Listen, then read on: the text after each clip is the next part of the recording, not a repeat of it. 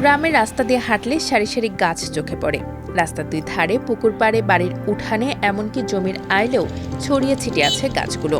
আর 10টা গাছ থেকে এগুলো একেবারেই আলাদা। এই পাতা রান্নায় বাড়তি স্বাদ যোগ করে। এগুলো মশলার গাছ।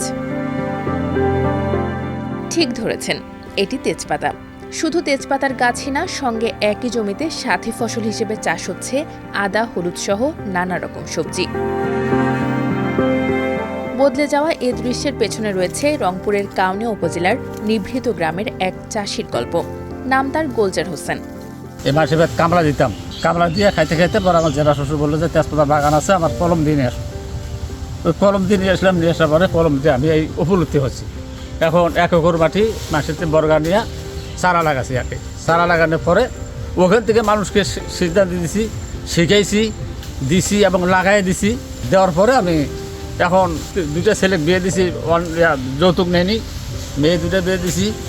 আবার 8 লক্ষ টাকাতে বিদেশ পাঠাচ্ছি বেটা ছেলের। এখন এইভাবে আমি সফলতা হচ্ছি আর কি। আজ এলাকার মানুষ তেজপাতা চাষে তাকে গুরু বলে মানেন, নেন পরামর্শ। গোলজার হোসেনের জীবন শুরু হয়েছিল চরম অভাবের মধ্য দিয়ে। মাত্র 8 বছর বয়সেই বাবাকে হারান। 4র্থ শ্রেণীতে পড়ার সময় বই খাতা ছেড়ে অন্যের বাড়িতে গরু ছাগল দেখাশোনার কাজ নিতে হয় তাকে। এরপর কখনো দিনমজুরি, কখনো কৃষি শ্রমিক। এভাবেই কেটেছে তার শৈশব, কৈশোর আর তারুণ্যের বড় একটা সময়। 22 বছর বয়সে হারান মাকেও। সংসারের দায়িত্ব তখন আরও কঠিন হয়ে ওঠে। 3 বেলা খাবার জোগাড় করাই যেখানে কঠিন, সেখানে ভবিষ্যৎ নিয়ে ভাবার সুযোগ ছিল না বললেই চলে। গোলজারের পাশের গ্রামের আবু তাহের তাকে বলেছিলেন, ধান বা সবজি চাষ তো সবাই করেন, মশলা চাষ করলে কেমন হয়? আবু তাহেরের এই কথাটাই যেন বদলে দেয় গোলজারের জীবন। সেই থেকে তিনি শুরু করেন মশলা চাষ। শুরুতে মাত্র 14টি তেজপাতার চারা থেকে বিশাল সাফল্য আসে তার। সেই থেকে ধীরে ধীরে বিস্তৃত হয়েছে উপজেলার হাজারো চাষির কয়েকশো হেক্টর জমিতে। পরে তার হাত ধরে তেজপাতা হয়ে উঠেছে কাউনিয়ার শতাধিক পরিবারের আর্থিক সচ্ছলতার প্রতীক। কত লোক এই গ্রামের সফলতা হয়েছে এই তেজপাতার ব্যবসা করে। তেজপাতার ব্যবসা বিদেশ চলে যাচ্ছে, এখন বিভিন্ন প্রতিষ্ঠানে যাচ্ছে, বিভিন্ন যাচ্ছে, মশলা খাতে যাচ্ছে। এখন এই তেজপাতা দিয়ে মানুষের উন্নতি হয়েছে। এখন সবাই আমরা সম্পূর্ণ সফলতা। এখন প্রায় 2 একর জমিতে মশলার চাষ করেন গোলজার। বছরে তার আয় প্রায় 4 লাখ টাকা। তেজপাতা ছাড়াও বাড়ির চারপাশে লাগিয়েছেন আম, কাঁঠাল, সুপারি ও নানা গাছ। এছাড়া মাছ চাষ এবং গরু ছাগলও লালন পালন করছেন। এভাবে কেবল নিজের জীবন নিয়েই থেমে থাকেননি গোলজার। তিনি চাষিদের শেখান কিভাবে তেজপাতার গাছ রোগবালাই থেকে রক্ষা করতে হয়, কিভাবে চাষ করলে ভালো ফলন পাওয়া যায়। তার দেখা দেখি গ্রামের অনেকেই শুরু করেন তেজপাতার চাষ। আমরা এখন কোনো নারী বসিয়ে নাই, আমরা এখন সবাই তেজপাতার গোটায় দিনে 200-300 টাকা কামাই করি। এখন আমার স্বামী সন্তান নিয়ে সবাই সুখে আছে। ধান চাষ করতে খরচা হয় অনেক বেশি, তেজপাতা আবাদ করতে গেলে খরচা হয় খুব কম।